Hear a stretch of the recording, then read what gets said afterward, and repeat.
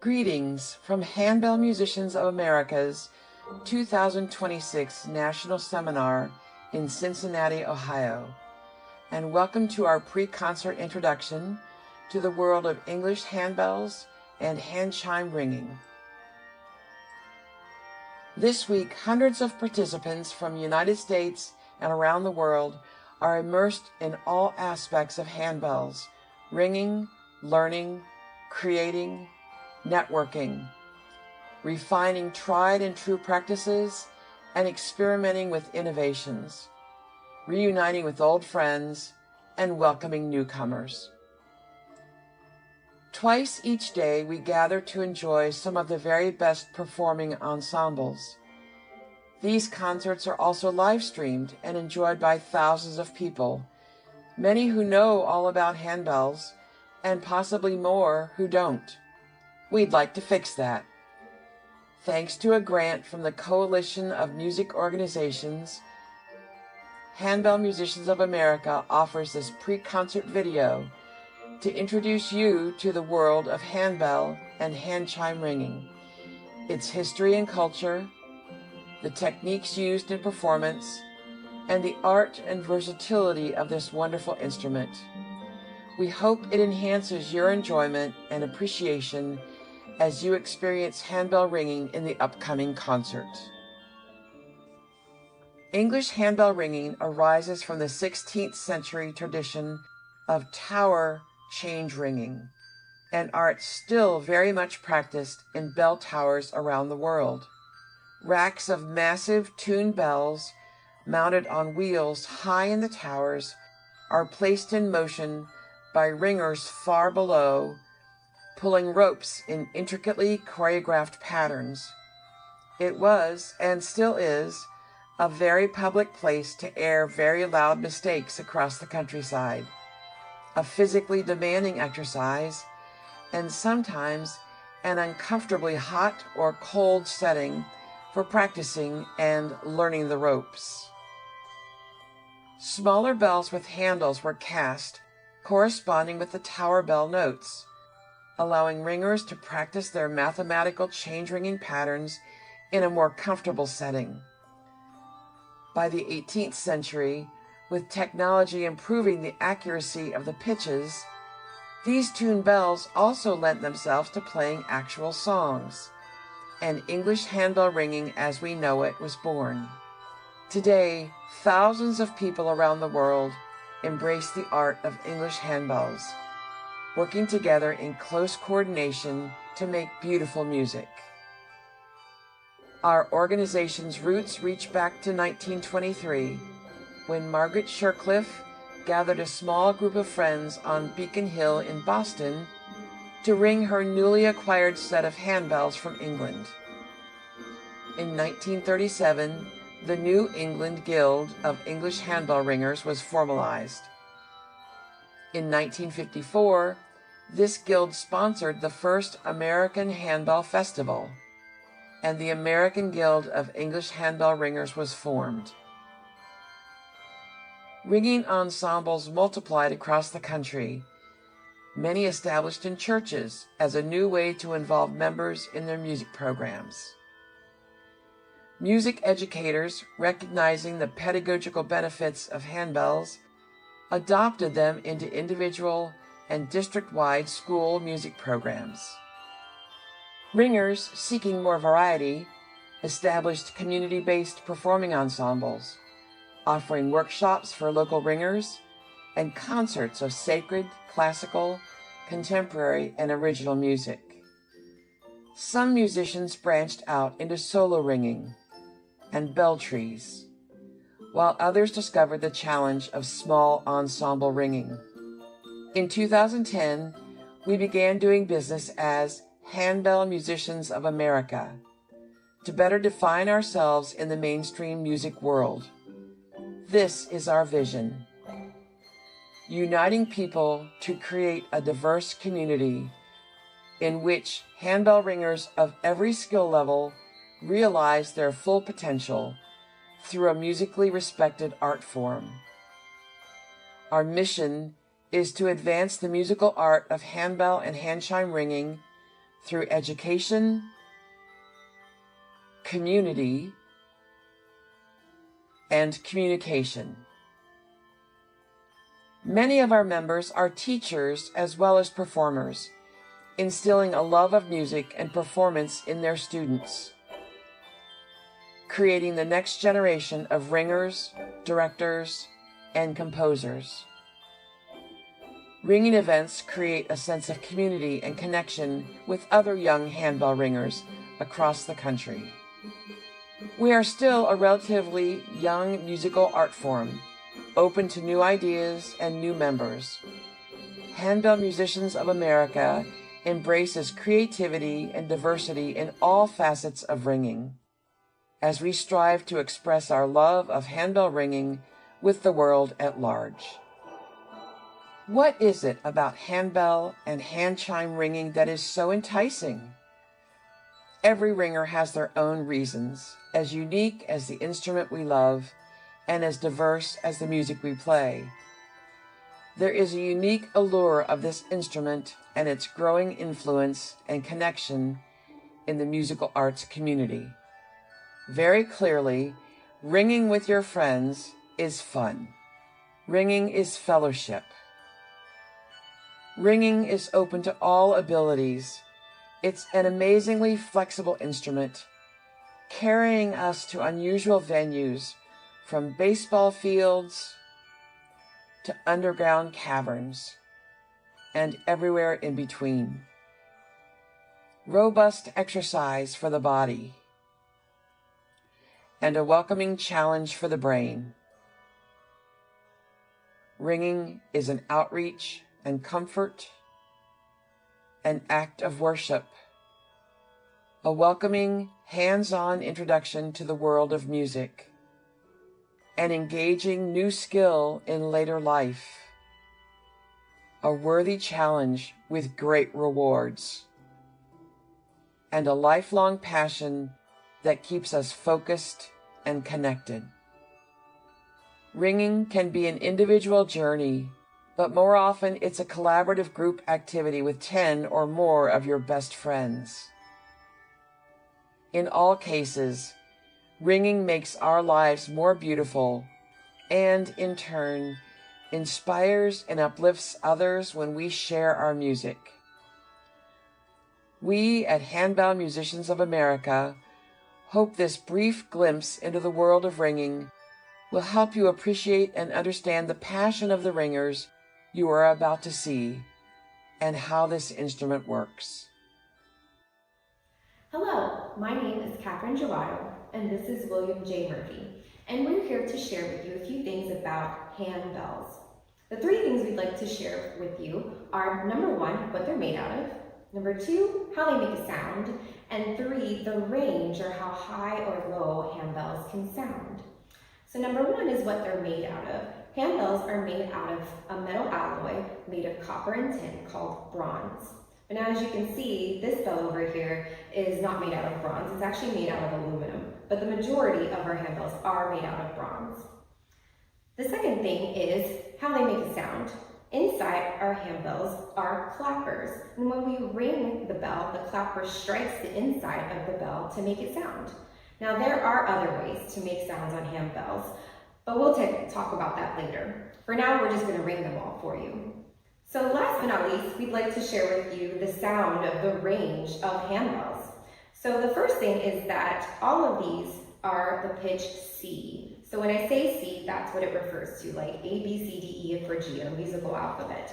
The second thing you'll hear is the number, and the number refers to how high or low. So the lower the number, the lower it sounds, and the bigger the bell. The higher the number, the higher it sounds, and the smaller the bell. So first, we're going to ring for you the C2 handbell.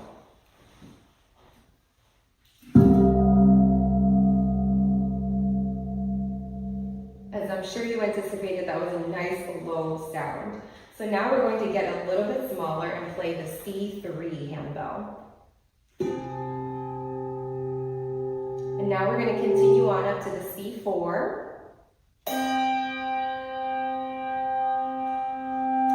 Here's our C5, C6, smaller, C7, C8, and our last one, C9. And this is our handbell family. So besides handbells, we also have hand chimes. And we also have a wide range of hand chimes, just like we do our bells. But the number one thing that is different about them is that they're made out of completely different material. Hand chimes are made out of aluminum, and they're not round like handbells, and the clapper is right on the outside. So again, just as a quick reminder, when I say C, it refers to the pitch. And when we say a number, it refers to how high or low. And that's what the range is, how high or low they sound. So first we're going to have our C2, and then we're going to make it all the way up to our C8, which is obviously our smallest one.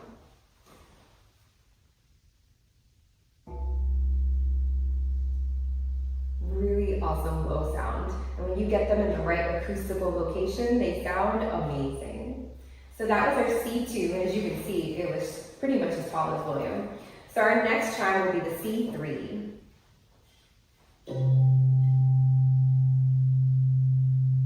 So a little bit higher, but still a nice low sound. Next we have our C4 chime. And we're going to continue on up. Here's the C5. And then next our C6. C7. And lastly, our little C8.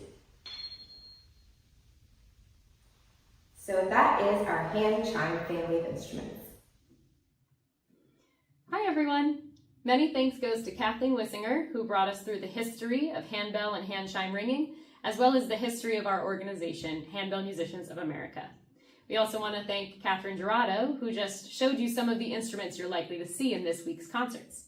Both of these women serve on the national board of HMA, the Handbell Musicians of America.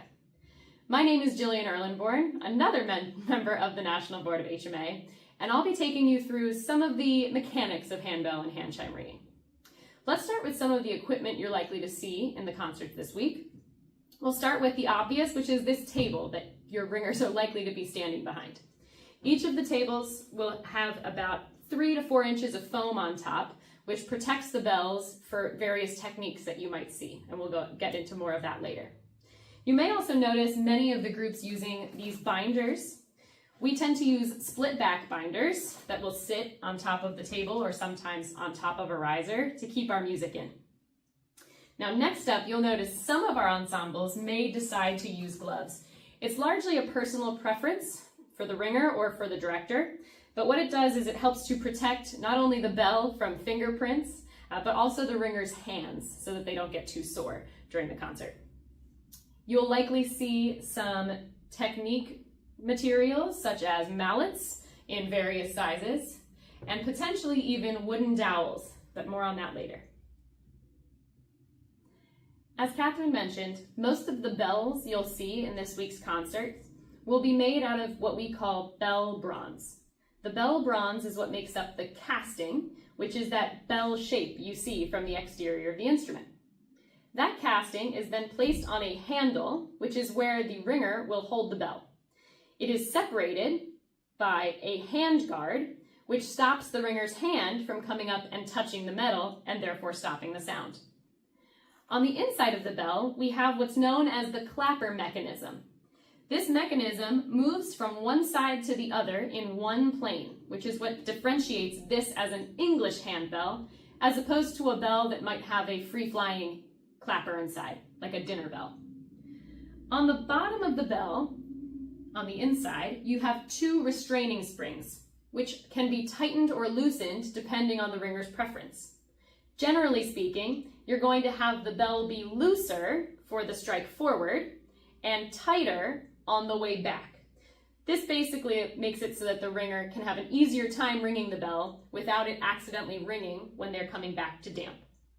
What is damping? Well, let's start with what is ringing. Can you take your hand and make a little circle with your pointer finger and your thumb? That's what's going to happen right up against the hand guard here. The rest of your 3 fingers are going to just rest pretty lightly on top of the handle. What this does is it gives your bell a nice plateau to rock on, while the other 3 fingers can be used to guide your squeeze of the handle to make that ring happen. When you start, you're going to start at ready to ring position, which is just here on your chest. You're then going to ring forward and down, give that little squeeze, and then bring the bell back up to your chest. That's generally our usual ringing formation. Our stroke is what we call it. Now, when you bring the bell back, that's what we call damping. And damping is how we silence the pitch.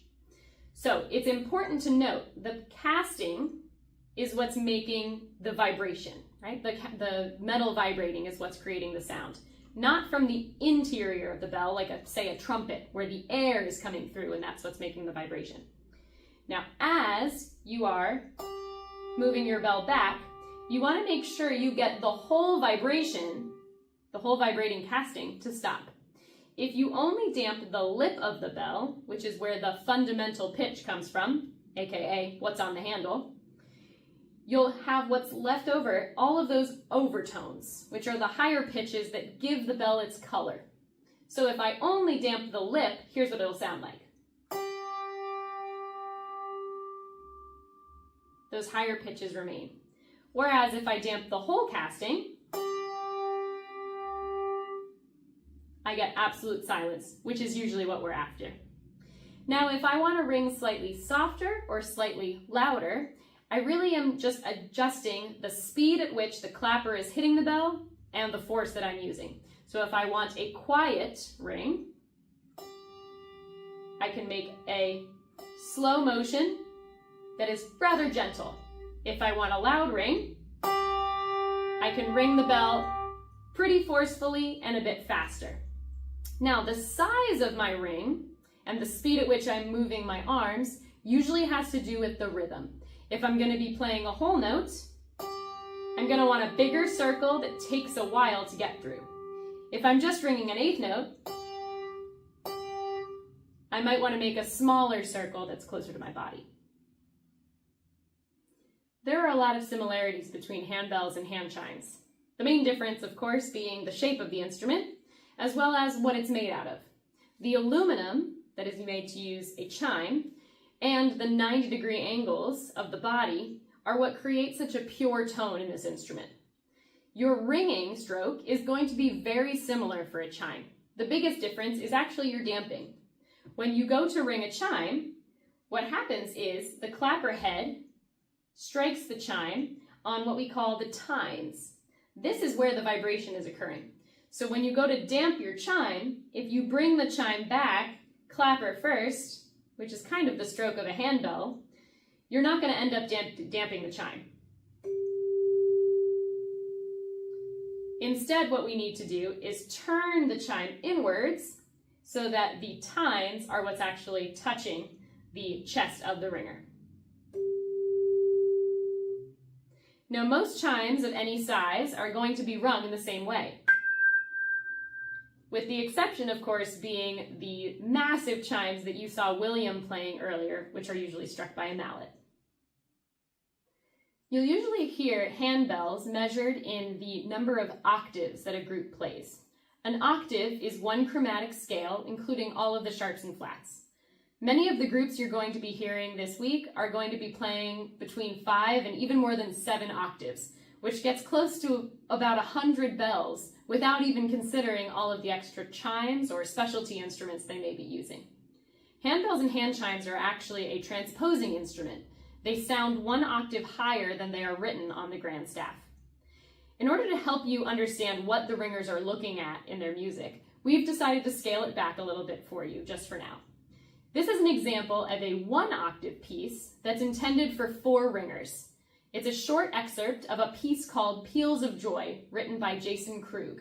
The ringers you're going to be watching are playing between F5 and F6, 1 octave of bells. We hope you enjoy.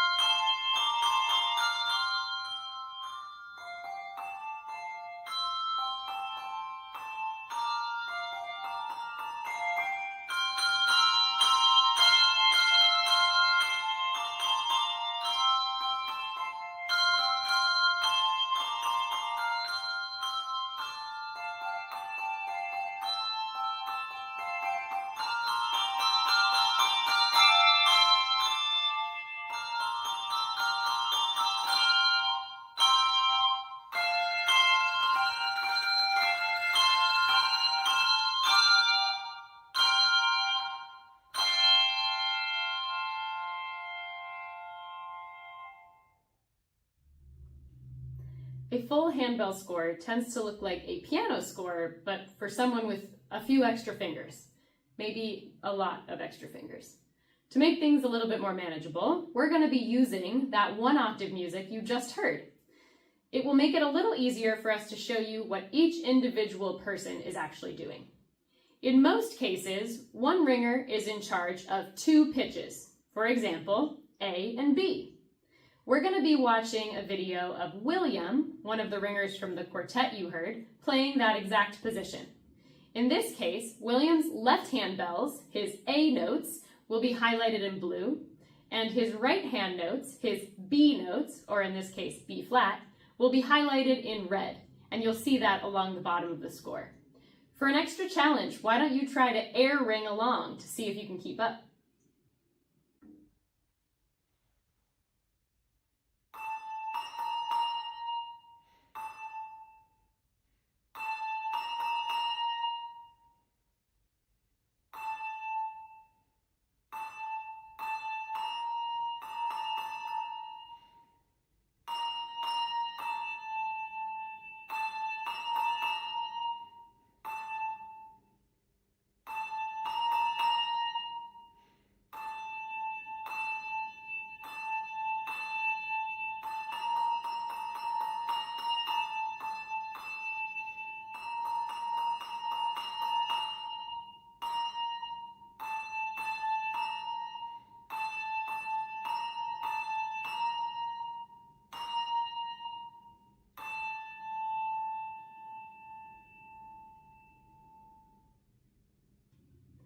Now let's try that one more time with the whole group back in again, because playing handbells is a lot more fun when you've got the whole set.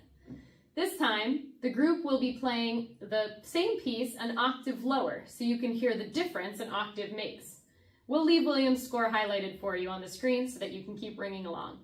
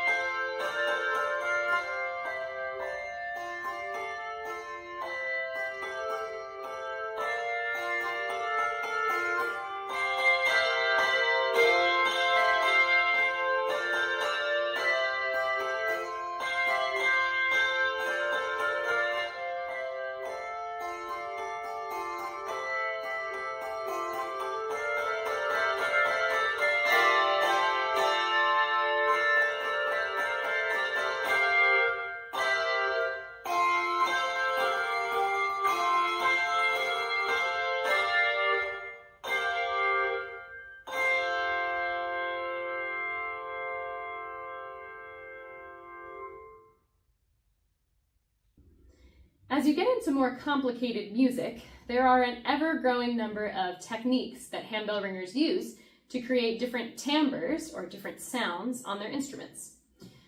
Your composers and arrangers will show you what they would like to have happen in the score based on a series of markings that they might place.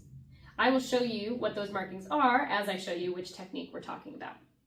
The first set of ones we'll talk about are our stopped techniques, which are also known as staccato techniques, meaning that the sound of the pitch is going to stop after the technique is done. For instance, our first technique is going to be a pluck. A pluck is shown by a small dot above the note, a staccato marking, as well as the letters PL. We're going to accomplish this by grabbing the clapper on the inside of the bell and throwing it to the casting. Okay, that's our pluck. It's usually done in the lower bells as a kind of percussive, fun, driving rhythm kind of technique. You can also do it up top. I don't think it has the same effect. That's just my personal preference. Next up, I'll show you the thumb damp, which is exactly what you think it is. You're going to place your thumb on the casting of the bell and play it like so. I think these create more of a castanet-like sound for the higher pitches. You can also add an extra finger or two to get an even drier sound if that's what you're after. With the bigger bells, you definitely want to add a couple of extra fingers because otherwise that vibration is just not going to stop. Now, we can also do this technique on our hand chimes by placing our finger in the tuning slot, which is the space between the tines here. Or with our bigger chime. Right? That is also shown again by that polka dot, the staccato marking, as well as the letters T, D. Next up, I have a plethora of mallets here. Our mallets are shown by the same staccato marking with a plus above the dot. Now, each of these mallets is a different size and color, and each one will create a different sound on the different sizes of bells, and they're designed for a particular size. So I'm going to use this mallet for our G4, and I'm going to strike the bell at just about the same spot that the clapper head would strike the bell on the inside. I can do the same with our smaller bell and our smaller mallet. You won't really see mallets being asked for chimes because it basically does the same thing as the clapper head hitting the tine on the other side. However, you will use those mallets on those really large hand chimes that William showed us earlier in the video. After our stop sounds, we have what are called sustained techniques, and those will sustain the pitch as opposed to stopping them right away. For instance, you might see an arrow pointing up and an arrow pointing down next to a longer pitch. This would be our swing. It's also sometimes marked as SW. A swing starts with a regular ring, and then you're going to take your back leg and bring the bell down to it, and then bring your bell back up. Like so. Usually the ringer will be facing forward and take a step back. I have to be very aware of my wall behind me. And that's going to create kind of a Doppler effect. It's very cool when multiple people do it at the same time, especially in a chord. Now, one of our stop techniques that I skipped over is called a mart. And a mart is when you take the handbell and you push it into the table. Its full name is actually martellato, which is Italian for to hammer. So you take your bell and you hammer it into the table. We're thankful for that foam right about now. Now, to make that a sustained technique, we're going to do the same thing, but we're going to bounce off of the table. And that's our mart lift. One technique that you saw earlier in the Peals of Joy video, right towards the end, Catherine has a shake. And you can do that by doing exactly what you think, shaking the bell. You'll notice some ringers shake it front to back, and some ringers will actually turn the bell and shake it side to side, especially if they'll be doing that for a long time. You always want to be moving along with your shake so you can still get that sense of breath control and a change in dynamic as you're playing.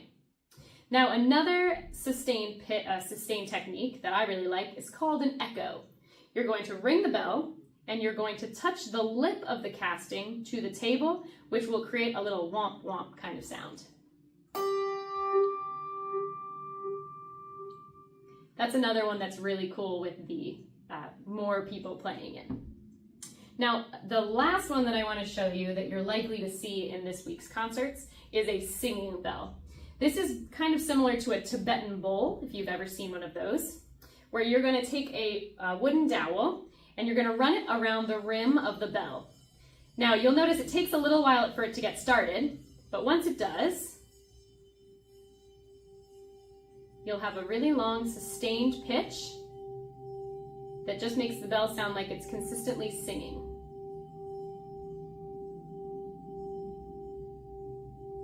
Whenever the ringer wants that to stop, they'll simply lift the wooden dowel off, and the bell will either be held to sustain or damped. Now, at any point, a composer or arranger wants us to not damp and continue the sound for a longer period of time. They will likely write the letters LV, which stand for let vibrate. When you see a let vibrate, it basically means don't damp until you're told to again. That will be when there is a little bullseye sign, or if the letter R appears, which basically tells you to go back to regular ringing technique. You may also see some of the ringers in the concerts holding multiple bells and/or chimes in one hand at one time.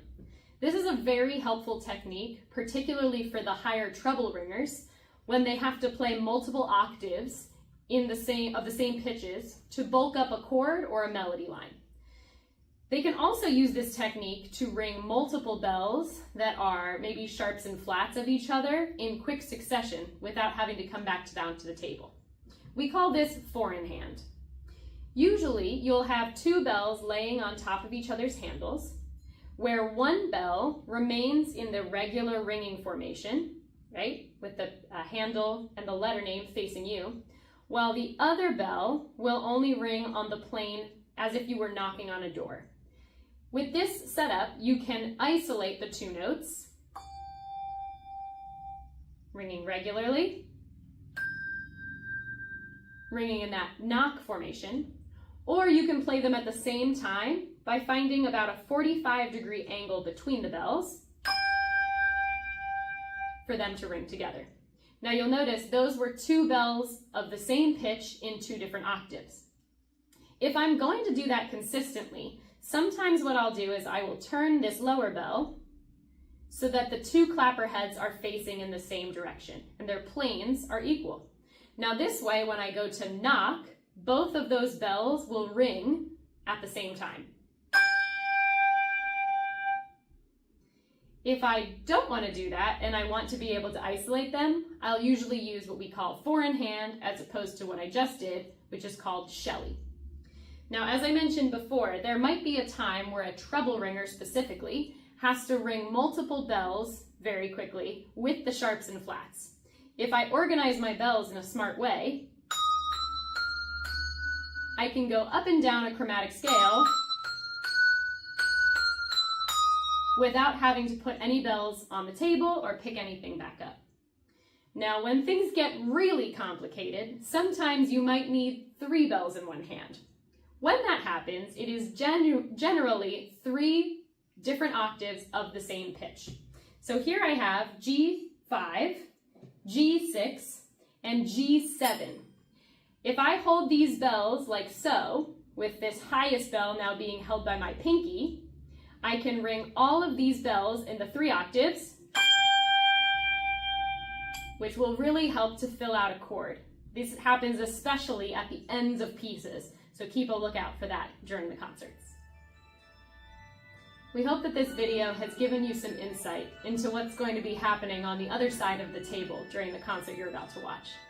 Special thanks again goes to the American Musicological Society's Coalition of Music Organizations, who made this video and our pre-concert lectures possible through a public outreach grant. We are so thankful for your support and for helping to make this a possibility.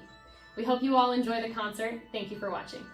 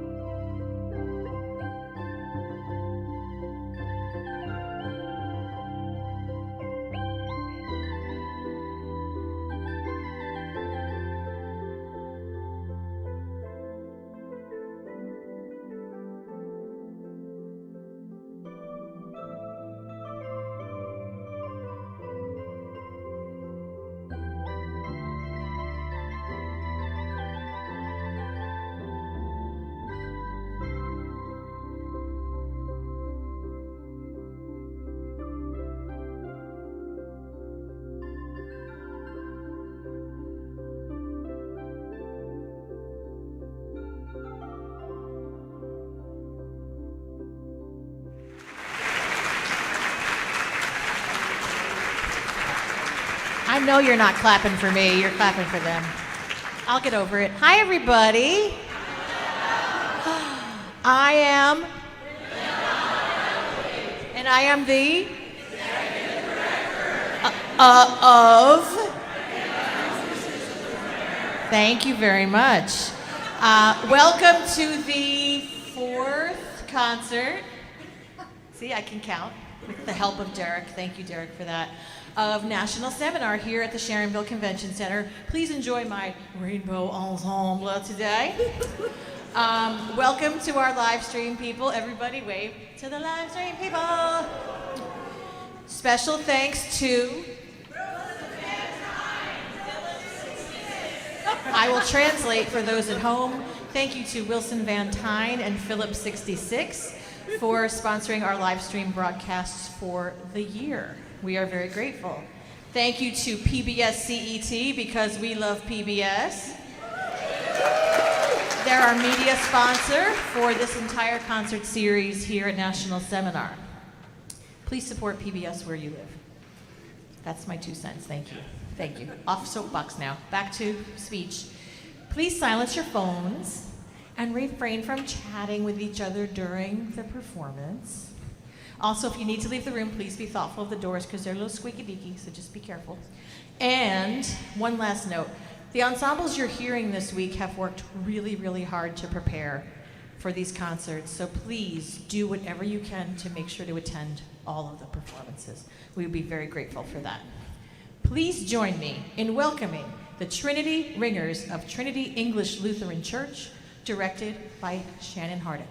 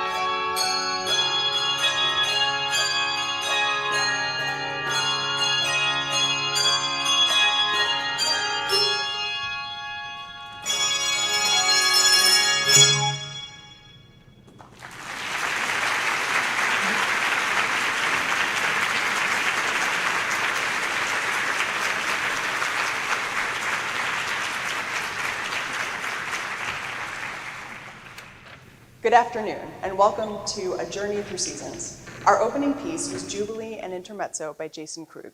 Today, we invite you through a musical journey through the church calendar. The church year is a beautiful circle of time, telling the story of faith, hope, love, and redemption. Each season has its own unique mood, from the quiet, expectant shadows of winter to the bursting joy of springtime resurrection. Through the unique and resonant voice of handbells, we will travel from the anticipation of Christ's birth to the powerful celebration of his Spirit. Our journey begins where the church year begins, in the quiet, candlelit weeks of Advent, derived from the Latin word adventus, meaning coming. Advent is a season of patient waiting, watchful waiting, and deep longing. The music of Advent is often reflective, written in minor keys that capture the yearning of the world waiting for hope to arrive. Listen now to the steady rhythm of anticipation as we prepare our hearts for the coming King. We present Comfort, Comfort, arranged by Cathy Moklebust.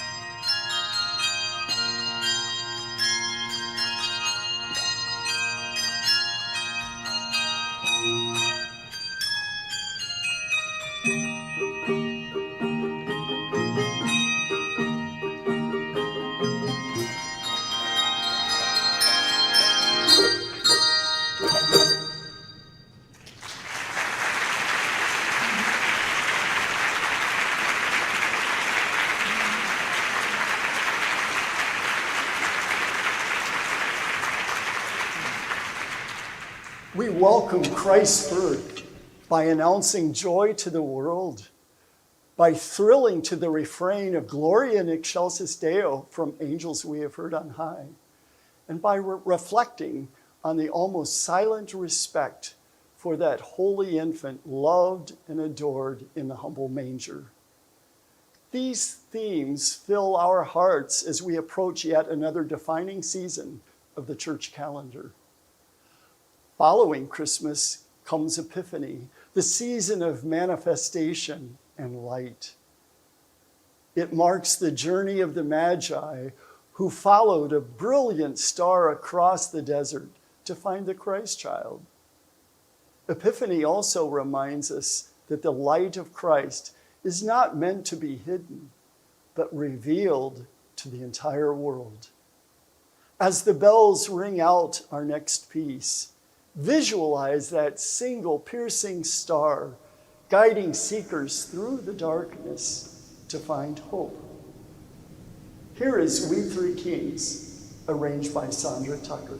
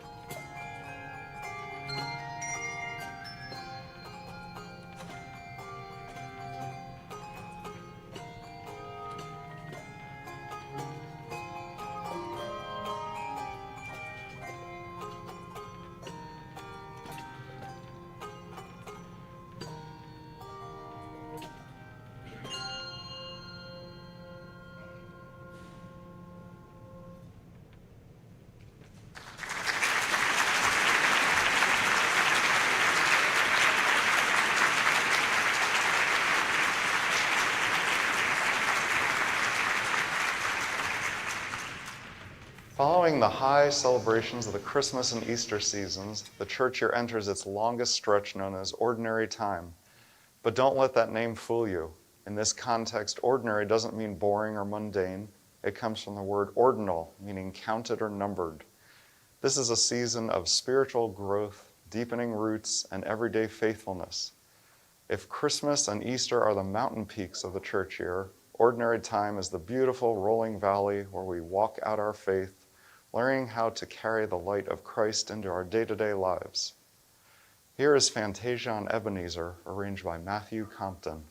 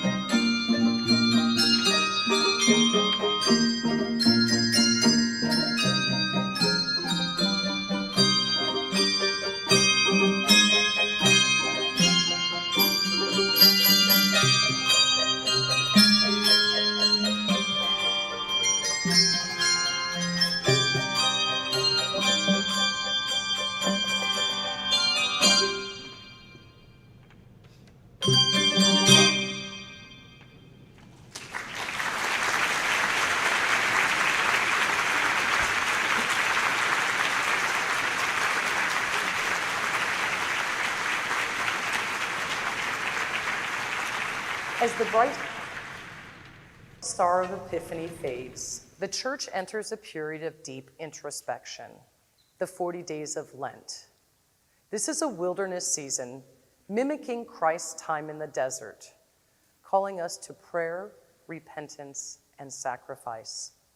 As Susan Paulo Sherwin writes, out of the womb of wondrous love came the person Jesus, wondrous love from wondrous love. All that came to him that was hurt, all that was shame, all that was cruelty, all that was spite, all that came to him, he took into himself. All the energy of scorn, of fright, of worthlessness, of envy, all the energy of hate that came to him, he took into himself and did not lash out to return it. All that came to him that was unlovely, he took into himself and transformed it, transformed by the wonder of God's love. Wondrous love from wondrous love. So is our beginning, so is our ending. We present, and he never said a Mumblin word, a setting by William Gross.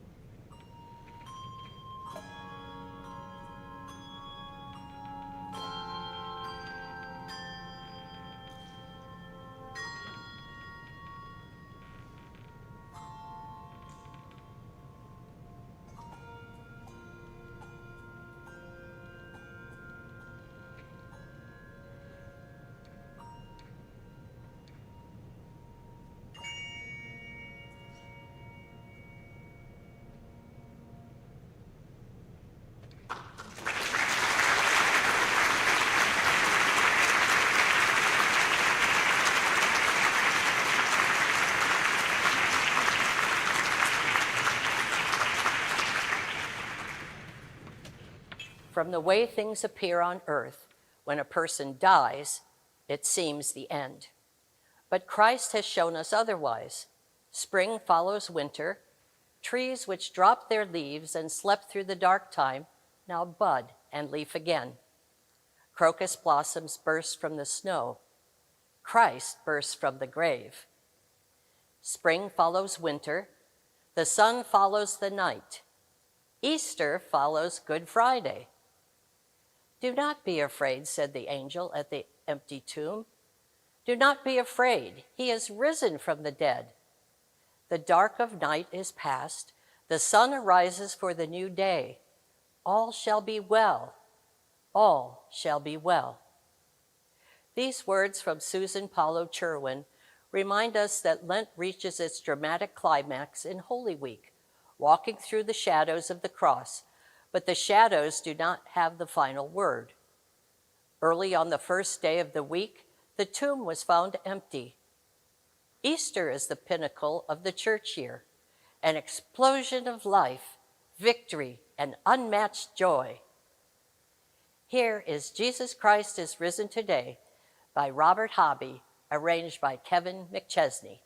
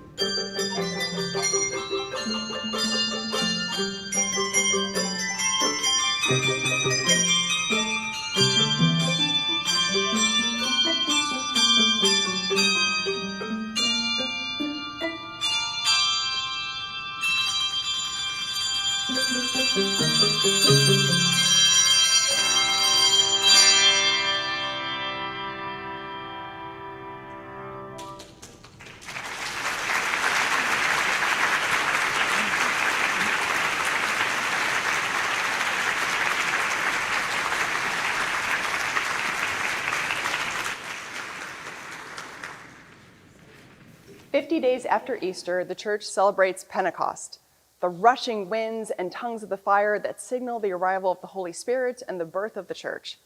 As Susan Paulo Sherwin writes, the Spirit, the giver of life, prods us, provokes us, pressures us from within to become more, to become Christ's in this world, now, here, to become like Christ, so sure of our shelter under the wings of God that we can risk becoming vulnerable, taking down our walls to become like Christ, so in love with the creation God has made and all its people that we can hear the silent sigh of suffering and the sorrowful and reach out without thought of self-interest, to become like Christ, so infused with God that God's intent and desire are done through us, regardless of the consequences.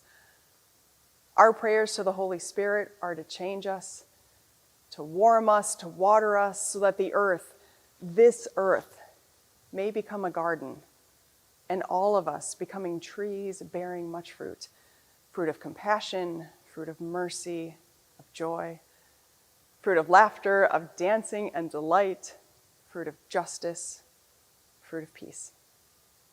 Here now is Toccata on King's Weston, arranged by Matthew Compton.